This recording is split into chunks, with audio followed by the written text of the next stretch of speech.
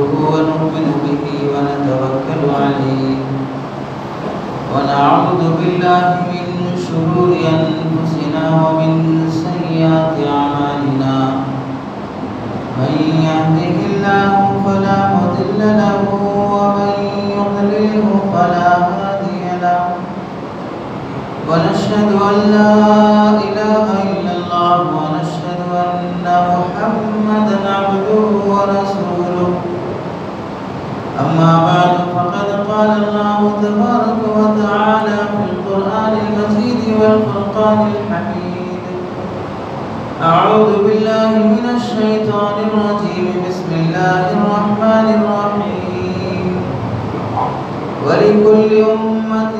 جعلنا منسكا ليذكروا اسم الله عليه على ما رزقهم من بهيمة الأنعام وقال النبي صلى الله عليه وسلم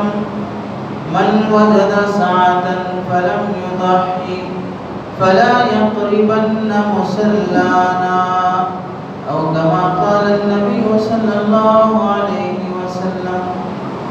اللهم صل على سيدنا محمد وعلى آل سيدنا محمد وبارك وسلم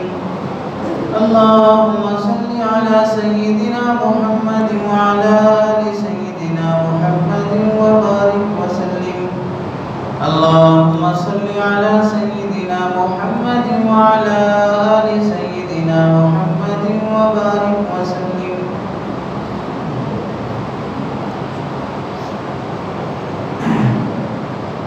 میرے محترم عزیزوں بزرگوں اور دوستوں، قرآن مجید کی آیت اور حدیث پاک آپ حضرات کے سامنے پڑھی گئی۔ اس کا تعلق قربانی سے ہے اور موقع بھی قربانی کا ہی ہے کہ ہم لوگوں کو قربانی سے متعلق کچھ ضروری باتیں معلوم ہوں۔ ہر سال اللہ تعالیٰ اپنے فضل و کرم سے ہمیں خوشی کا یہ موقع عطا کرتے ہیں، تو اس کے بنیادی مسائل کا علم ہونا ہم سب کو ضروری ہے۔ اللہ کے نبی صلی اللہ علیہ وسلم نے فرمایا کہ اللہ تعالیٰ نے دوسری قوموں کے لیے بھی عیدیں رکھی ہیں، خوشی کے موقع رکھے ہیں،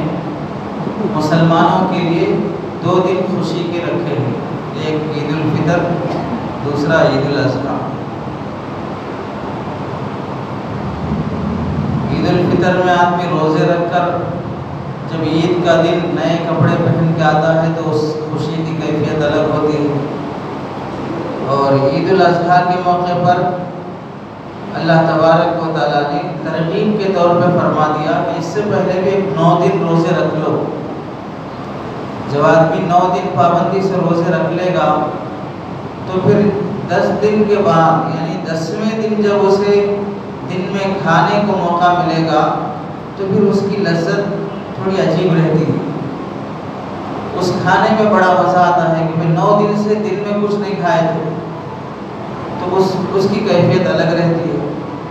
ترغیب کے طور پہ فرما دیا، باقی واجب یا فرض نہیں ہے۔ اگر کوئی آدمی 9 دنوں میں 9 دن کے روزے بھی رکھا بہت اچھی بات ہے، 1 دن بھی نہیں رکھا کوئی بات نہیں ہے، ثواب نہیں ملے گا۔ نفل روزے رکھنے کا جو ثواب تھا، مستحب روزے رکھنے کا جو ثواب تھا، وہ ثواب نہیں ملے گا۔ اگر کوئی آدمی 1 بھی رکھ لیا تو بھی ٹھیک ہے، 2 رکھ لیا تو بھی ٹھیک ہے۔ کوشش یہ کرنی چاہیے کہ جتنے زیادہ ہو سکے اتنے روزے رکھ لیں۔ البتہ اگر کسی کے رمضان کے روزے چھوٹے ہوئے ہوں، خواہ وہ مردوں کے چھوٹے ہوں خواہ وہ عورتوں کے چھوٹے ہوں، تو پھر انہیں اس ذی الحجہ کے 9 روزوں کے رکھنے کے بجائے قضا روزے رکھنے کی طرف زیادہ توجہ دینا چاہیے۔ قضا چونکہ فرض ہے، رمضان کے جو چھوٹے ہیں اسے زندگی میں جب بھی آدمی موقع ملے لوٹانا واجب ہے، اس کا کوئی دوسرا بدل نہیں بن سکتا۔ ہاں اگر اتنے بیمار پڑ گئے، ایسی مجبوری میں آ گئے کہ اب روزہ رکھ ہی نہیں سکتے ہیں، تو بھی اللہ یہ فرماتے ہیں کہ مرنے سے پہلے اپنی اولاد کو وصیت کرو کہ میرے اتنے روزے چھوڑ گئے ہیں، ان روزوں میں سے ہر روزے کی طرف سے صدقہ فطر ادا کرو، فدیہ ادا کرو، اور ایک فدیہ صدقہ فطر کے برابر ہوتا ہے۔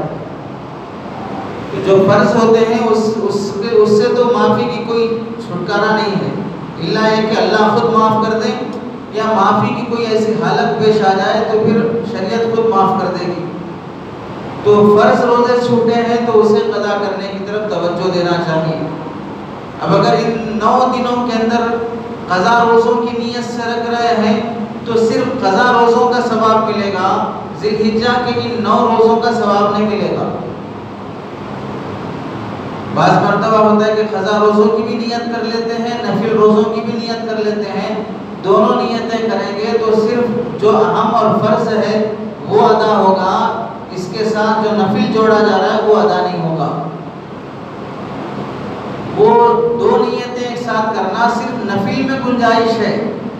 مثلا آپ 2 رکعت نفل نماز پڑھ رہے ہیں، اس نفل میں آپ تحیۃ المسجد کی اور اس کے بعد صلاۃ الحاجت کی اور صلاۃ التوبہ کی اور صلاۃ الشکر،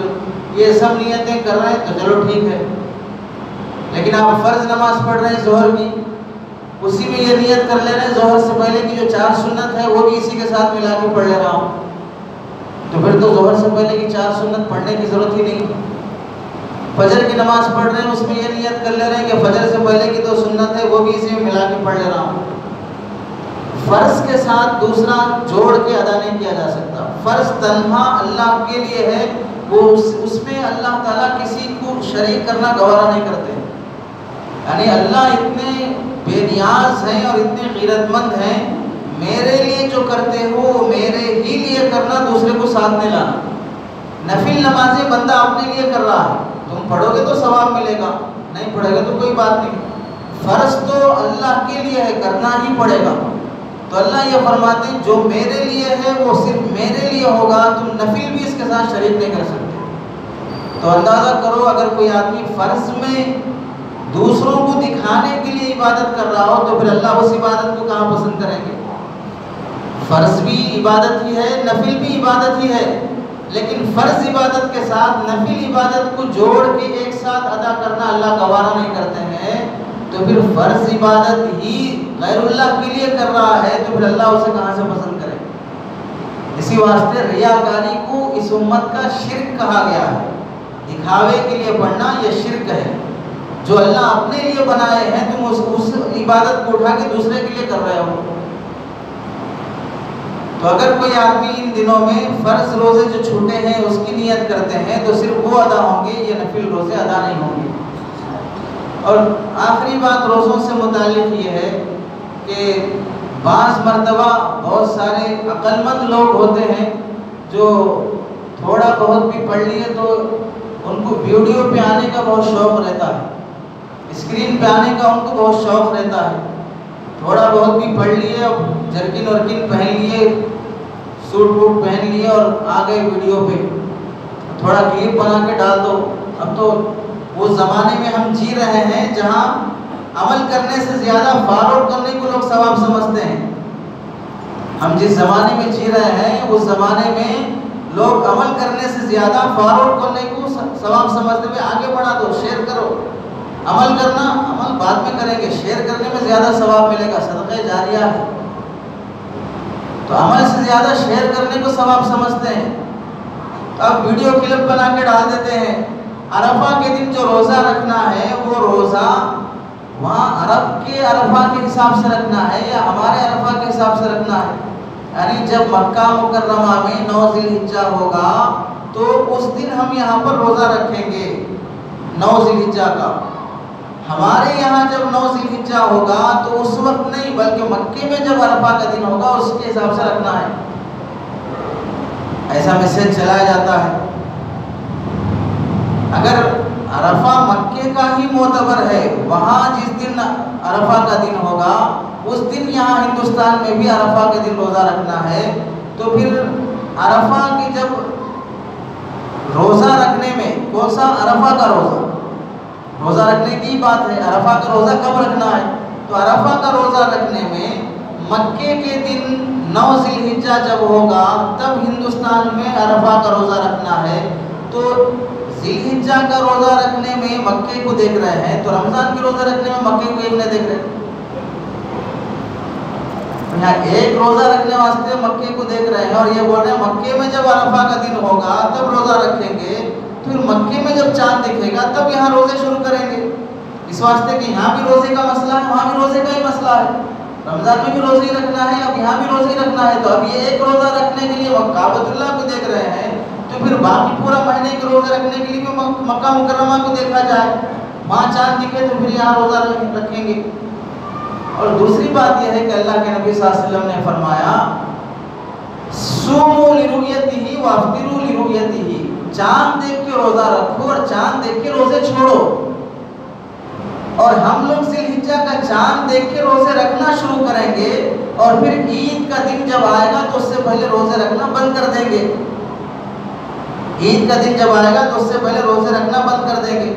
تو یہ حدیث پوری دنیا کے لوگوں کے لیے ہے، تو ہر دنیا میں کسی بھی علاقے میں رہنے والے کے لیے حکم یہ ہے تمہارے علاقے میں جب چاند دکھے گا اس کے حساب سے روزے رکھو، اور جب چاند عید کا دکھے گا تو روزے رکھنا بند کر دو۔ حضرت ابن عباس رضی اللہ تعالیٰ عنہما فرماتے ہیں کہ ہمارے زمانے میں ملک شام میں چاند دکھ گیا، مکہ مدینے میں چاند نہیں دکھا، تو بعض لوگ جو ملک شام سے آئے تھے وہ سنانے لگے کہ ملک شام میں تو چاند دکھ گیا، وہاں عید شروع ہو گئی ہے، وہاں روزے شروع ہو گئے ہیں۔ حضرت ابن عباس رضی اللہ تعالیٰ عنہ نے فرمایا ہمیں اللہ کے نبی نے اس کا حکم نہیں دیا ہے کہ فلاں جگہ چاند دکھ گیا ہے تم یہاں شروع کر دو، ہمیں یہ حکم دیا ہے کہ تمہارے ملک میں چاند دکھے تو تم روزے شروع کرو۔ تو اس زمانے میں یہ بات تھی کہ وہاں کا یہاں کا دیکھ کے نہیں، تم اپنے ملک کا دیکھ کے حساب سے چلو۔ اور تیسری بات یہ ہے کہ جب عرفہ کے دن مکہ مکرمہ کے دن کا اعتبار کریں گے تو پھر بہت سے ملک ایسے ہیں جہاں پر چاند مکے سے پہلے دکھ جاتا، تیونس ہے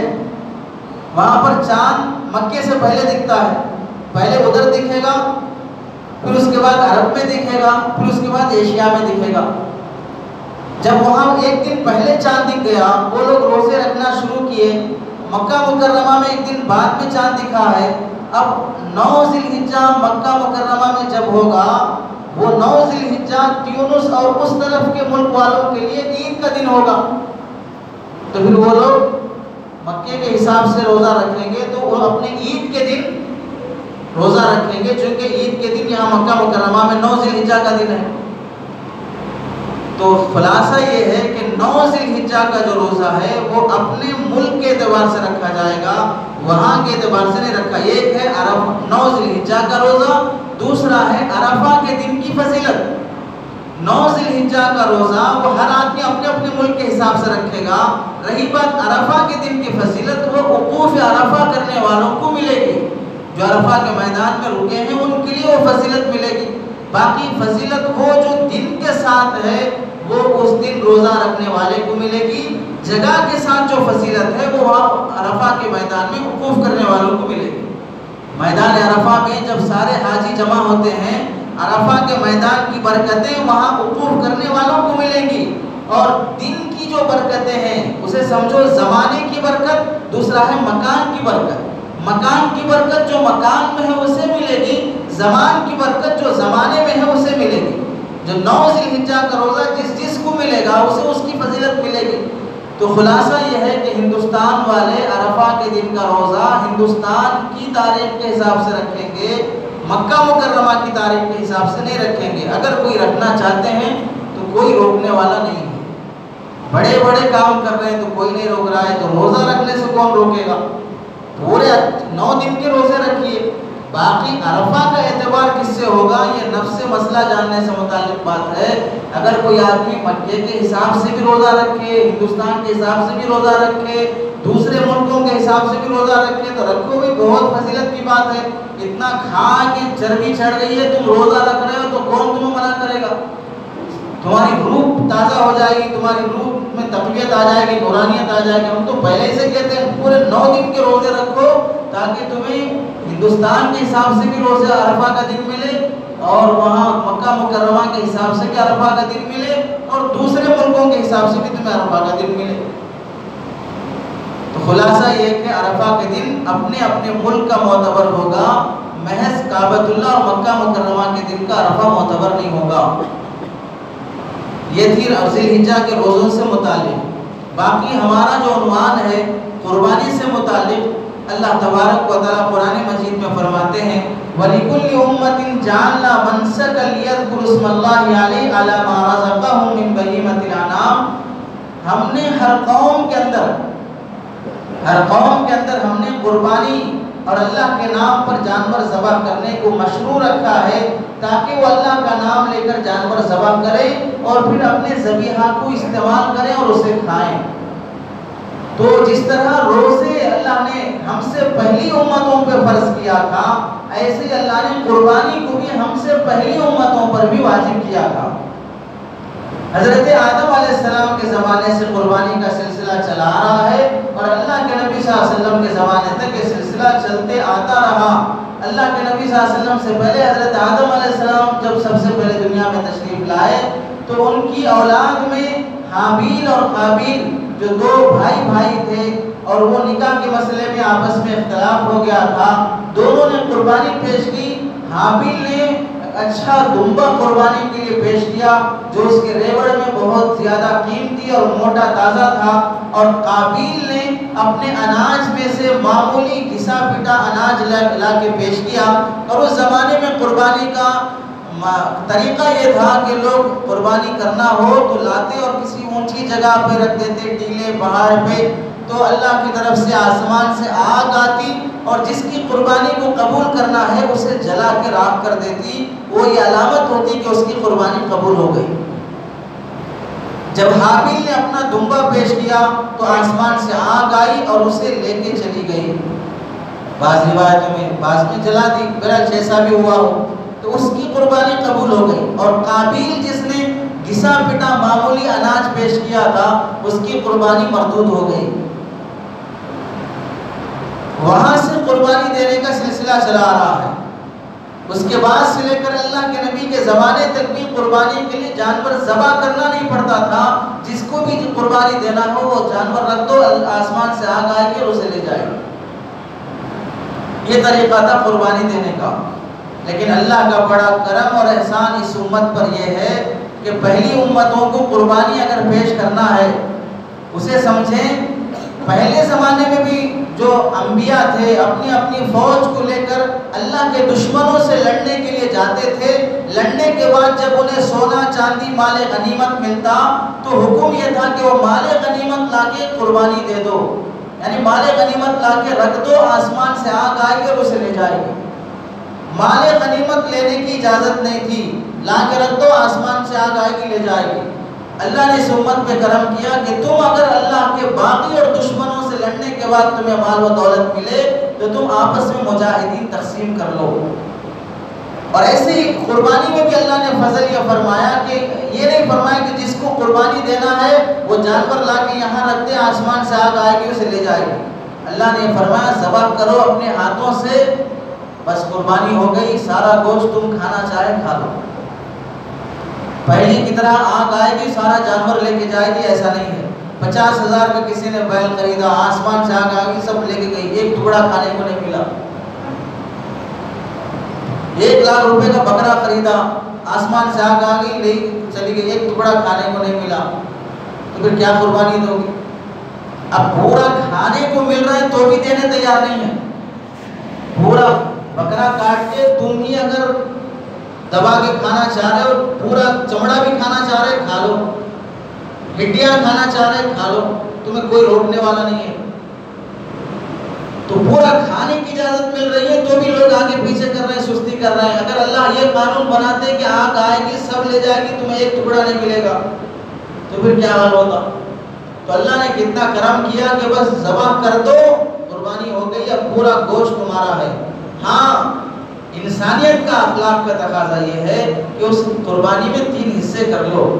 اس گوشت میں 3 حصے کر لو، یا ایک اپنے لیے رکھو اور ایک تمہارے پڑوس میں بہت سے غریب بھائی مسلمان بھائی رہتے ہیں، انہیں مہینوں سے گوشت نہیں ملا ہوگا، ان کا بھی خیال کرو اور رشتہ داری اور صلہ رحمی کا بھی خیال کرو، ایک حصہ رشتہ داروں میں بھی پہنچا دو۔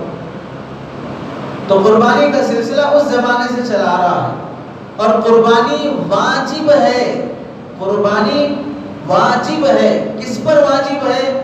جو شخص قربانی کے لیے صاحب نصاب ہو۔ صاحب نصاب کس سے بنتا ہے؟ اگر کسی آدمی کے پاس 8 تولے 7 گرام 480 ملی گرام سونا ہو، یا نہیں تو 61 تولہ 2 گرام 360 ملی گرام چاندی ہو، یا اس چاندی کے بقدر کسی کے پاس کیش پیسہ ہو، 30,000 سے لے کے 35,000 کے درمیان کسی کے پاس کیش رکھے ہوئے ہوں، سال گزرنا شرط نہیں ہے۔ سال گزرنے کی شرط زکوٰۃ میں ہے، قربانی میں سال گزرنا شرط نہیں ہے۔ عید کے دن اگر تمہیں کوئی کسی نے 30,000 روپے لا کے ہدیہ دے دیا، تم پر قربانی واجب ہو گئی۔ دوسرے دن اگر تمہیں کہیں سے بھی 10 15 30 40 ہزار مل گئے، تم پر قربانی واجب ہو گئی۔ اگر کسی کے پاس کیش نہیں ہے لیکن گھر میں اتنا ویسٹ سامان پڑا ہے جسے بیچنے کے بعد 30-35 ہزار روپے پیسے آ سکتے ہیں، ویسٹ سامان ہے، استعمال میں نہیں آ رہا ہے، 2 فریج رکھے ہوئے ہیں، ایک استعمال میں نہیں آ رہا ہے، 2 صوفہ سیٹ رکھے ہوئے ہیں، استعمال میں نہیں آ رہا ہے، 2 گاڑیاں رکھی ہوئی ہیں، استعمال میں نہیں آ رہی ہیں، جو استعمال میں نہیں آ رہی ہے ان سب کی قیمت لگانے کے بعد اگر 30 سے 35 ہزار کی قیمت بن جاتی ہے، اس آدمی پر قربانی کرنا واجب ہے۔ قربانی نفل یا سنت نہیں ہے، سنت ہے لیکن سنت مؤکدہ ہے جو عمل کے اعتبار سے واجب کا درجہ رکھتی ہے۔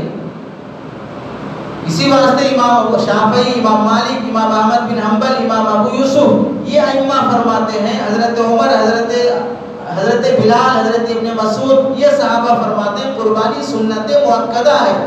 سنت مؤکدہ کا ادا کرنا واجب کے درجے میں ہوتا ہے۔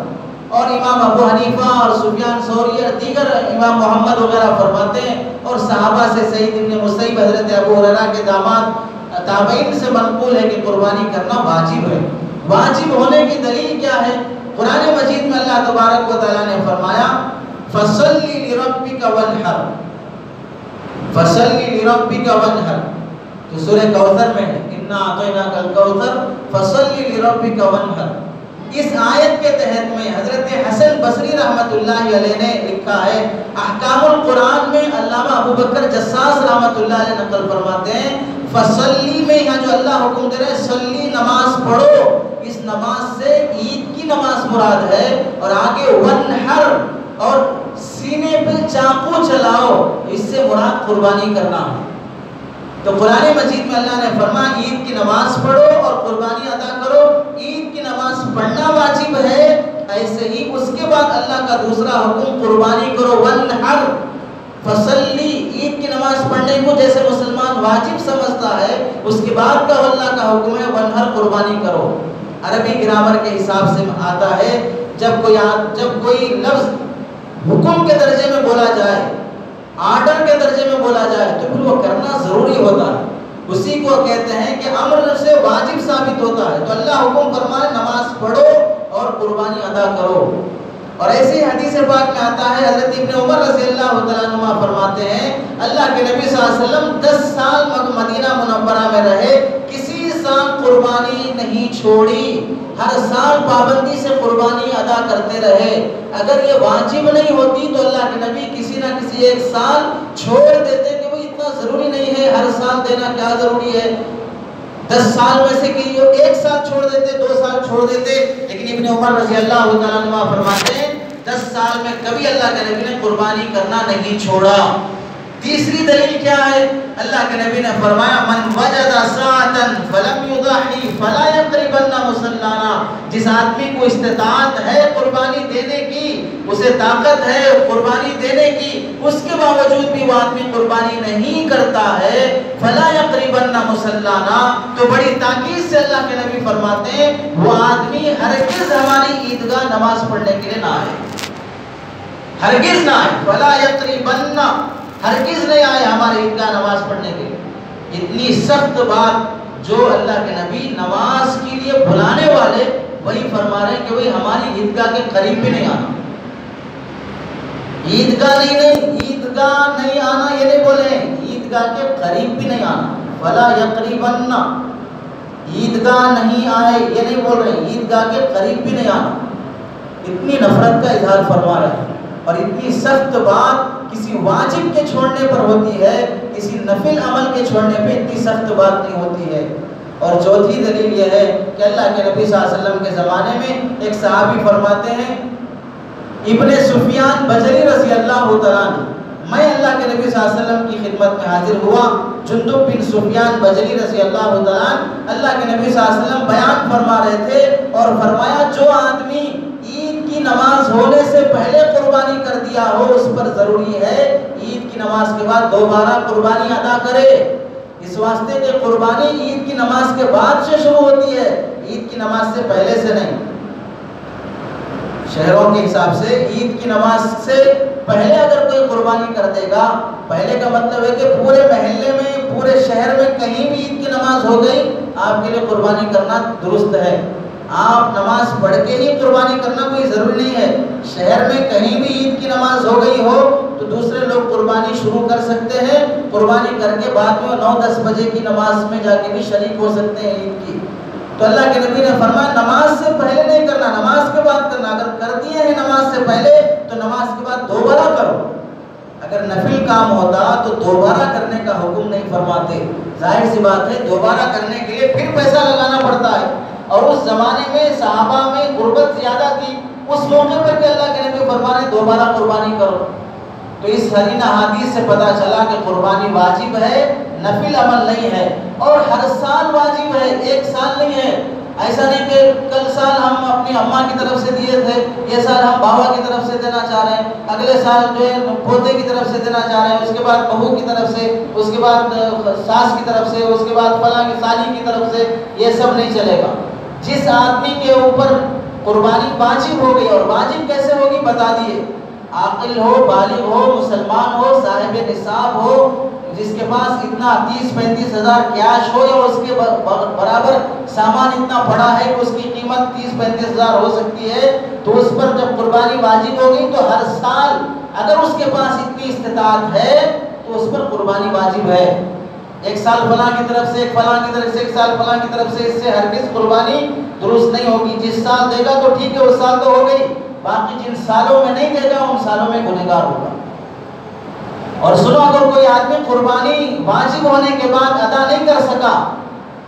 ادا کرنے کے لیے تو راستہ یہ ہے کہ آپ بکرا بھی لے کے قربانی دے سکتے ہیں 8-10 ہزار کا، اور آپ کے لیے دوسرا راستہ ہے کہ گائے بڑے جانور میں آپ حصہ بھی لے سکتے ہیں، اور اگر بڑے جانور میں بھی حصہ نہیں لیے اور بکرا بھی قربانی نہیں دیے تو پھر دن گزرنے کے بعد اب بڑے جانور میں حصہ 3,000 میں آ جاتا ہے، بکرا لینا ہے تو 8-10 ہزار روپے ہوتا ہے، آپ کے پاس استطاعت نہیں ہے اتنی کہ آپ 10 ہزار، گھر کے 5 ممبر ہیں، 5 کی طرف سے 5-10 خرچ کریں گے 50 ہزار ہو جائیں گے، پریشانی ہوگی، تنگی ہوگی، تو ٹھیک ہے ایک آدمی بکرا لے لے اور باقی 4 کی طرف سے بڑے جانور میں حصہ لے لے، اور اگر وہ بھی نہیں کر سکتے تو چلو 5 کے 5 بڑے جانور میں حصہ لے لو، 10-12 ہزار میں سب کی قربانی ہو جائے گی، سب مل کے ایک بڑا جانور خرید لو۔ لیکن اگر بڑے جانور میں بھی حصہ نہیں لیا اور چھوٹا جانور میں قربانی نہیں کیا تو پھر ایام اضحیہ گزرنے کے بعد، قربانی کے 3 دن گزرنے کے بعد اب اس آدمی کے لیے بڑے جانور میں حصے کے برابر پیسہ 3,000 روپے صدقہ کرنے سے ذمہ ساقط نہیں ہوگا، پورے ایک متوسط درجے کے بکرے کی قیمت صدقہ کرنا ضروری ہوگا، متوسط درجے کے بکرے کی قیمت صدقہ کرنا واجب ہوگا۔ 3,000 روپے بڑے جانور کے حصے کے پیسے صدقہ کرنے سے قربانی ادا نہیں ہوگی، ہم صدقہ نہیں کریں گے، اگلے سال جب آئیں گے تو اس سال کی اگلے سال کی قربانی دیں گے، وہ بھی نہیں ہوگا۔ قربانی اللہ تعالیٰ نے جس سال واجب کیا ہے وہ قربانی اسی سال ادا ہو سکتی ہے، وہ 3 دن گزر گئے تو اگلا کبھی بھی پوری زندگی میں ادا نہیں ہو سکتا، اب سیدھے صدقہ کر دینا۔ اس واسطے جس پر قربانی واجب ہے یا تو چھوٹا جانور قربان کرے یا بڑے جانور میں حصہ لے کے قربانی دے۔ اللہ کے نبی صلی اللہ علیہ وسلم نے نہ دینے والوں پہ بڑی سخت تنبیہ فرمائی ہے، اور دینے پر اللہ کے نبی نے کیا فضیلت بیان فرمائی، حدیث پاک میں آتا ہے جو آدمی اللہ کے نام پہ قربانی دے گا اس جانور کے خون کا قطرہ زمین پہ گرنے سے پہلے اللہ تعالیٰ اس کے گناہ بخش دیتے ہیں۔ ایک حدیث میں فرمایا اللہ کے نبی صلی اللہ علیہ وسلم نے کہ ان 3 دنوں میں، قربانی کے 3 دنوں میں اللہ کو ذبح کرنے اور قربانی دینے سے زیادہ کوئی عمل پسند نہیں ہے، تمہارے روزے، نماز، صدقہ کچھ نہیں، ان 3 دنوں میں تو روزے رکھنا بھی حرام ہے، ان 3 دنوں میں، قربانی کے 3 دنوں میں روزے رکھنا بھی حرام ہے، اور تمہاری نمازیں، تمہارے فلاں یعنی نفل جو بھی چیزیں ہوں گی وہ پسند نہیں ہے، اتنا جتنا کہ اللہ کو ان 3 دنوں میں قربانی کرنا پسند ہے۔ ایک حدیث میں آتا ہے کہ اللہ کے نبی نے فرمایا قربانی اپنی خوش دلی سے ادا کرو، خوشی سے اللہ کے راہ میں قربانی دو، اس واسطے کہ جو آدمی دل کی خوشی کے ساتھ قربانی دیتا ہے، کل قیامت کے دن یہ قربانی اسے جہنم کی آگ سے بچا لیتی ہے۔ ایک حدیث میں اللہ کے نبی نے فرمایا قربانی کے لیے اچھا اور عمدہ جانور کا انتخاب کرو، اس واسطے کہ یہ قربانی کا جانور کل قیامت کے دن تمہارے لیے جنت کی سواری بنے گی۔ اور ایک حدیث میں اللہ کے نبی صلی اللہ علیہ وسلم نے فرمایا جو آدمی قربانی دیتا ہے اس جانور کے جسم پر جتنے بال ہوں گے ہر بال کے برابر اللہ تعالیٰ قربانی دینے والے کو ثواب دیں گے۔ اگر بکرا قربانی دے رہا ہے تو اس کے جسم پہ پورے جتنے بال ہیں اس سب کے برابر نیکیاں ملیں گی۔ بڑے جانور میں حصہ لے رہا ہے تو ہونا تو یہی چاہیے کہ ہر آدمی کو 7 آدمی شریک ہو رہے ہیں تو 7 کو جانور کے 7 حصے کر کے اس کے بالوں کے برابر نیکیاں ملیں، لیکن اللہ کا فضل یہ ہوگا کہ بڑے جانور میں حصہ لینے والوں میں سے ہر آدمی کو بڑے جانور کے پورے بالوں کے برابر ثواب ملے گا۔ یہ اس کے فضل کے اعتبار سے ہے۔ عدل تو یہی ہے کہ سب کے حصے کیے جائیں، لیکن فضل یہ ہے کہ اللہ تعالیٰ بڑے جانور میں حصہ لینے والے کو ہر ایک کو اس کے برابر ثواب عطا کرے گا۔ تو قربانی کرنے کا ثواب یہ ہے۔ حضرت فاطمہ رضی اللہ تعالیٰ عنہ سے متعلق ہے جب ان کی قربانی یعنی ان کی طرف سے جب جانور قربانی دیا جانے لگا تو اللہ کے نبی نے فرمایا بیٹی فاطمہ جہاں تمہارا جانور قربان ہو رہا ہے وہاں جاؤ، سامنے کھڑے ہو جاؤ۔ یہ حکم مستحب ہے، واجب وغیرہ نہیں ہے۔ جب وہ قربانی کی جائے ہم سامنے رہنا مستحب عمل ہے، تو اللہ کے نبی نے فرمایا جہاں قربان ہو رہا ہے جانور وہاں جاؤ، اس واسطے کہ تمہارے قربانی کا جانور کا پہلے خون کا قطرہ جو گرتا ہے اس پر تمہارے سب گناہ بخش دیے جاتے ہیں۔ تو ایک صحابی نے پوچھا یا رسول اللہ یہ فضیلت صرف آپ حضرت فاطمہ کے لیے بیان فرما رہے ہیں یا ساری امت کے لیے ہے؟ تو اللہ کے نبی صلی اللہ علیہ وسلم نے فرمایا یہ فضیلت میرے گھر والوں کے لیے بھی ہے اور ساری امت کے لیے بھی ہے۔ یہ فضیلت میرے گھر والوں کے لیے بھی اور ساری امت کے لیے بھی ہے، اس واسطے جس پر قربانی واجب ہے وہ قربانی ادا کرنے کی کوشش کرے۔ بعض لوگوں کے ذہن میں آتا ہے کہ اب دیکھو برما میں حالات کیسے چل رہے ہیں، 4 لاکھ لوگ وہاں سے ہجرت کر کے ادھر آ گئے ہیں، اور وہاں فلسطین میں شام میں کیسے حالات چل رہے ہیں، اور خود ہمارے ملک میں کیسے حالات چل رہے ہیں۔ اس واسطے مسلمان ہر سال تو قربانی کرتے ہی ہیں، اس سال قربانی کرنے کے بجائے قربانی کے پیسوں کو جمع کر کے ان آنے والے غریبوں کی مدد کر دی جائے، ان کے لیے بزنس لگا کے دے دیں، ان کو گھر بنا کے دے دیں، ان کی بچیوں کی شادیاں کر دیں، اور مسلمانوں میں بہت سے سلم ایریا ہیں، غریب علاقے ہیں، وہاں اسکولیں قائم کر دیں، ہاسپٹل بنا کے دے دیں، یہ سب کام کر سکتے ہیں۔ ویسے مسلمان ہر روز گوشت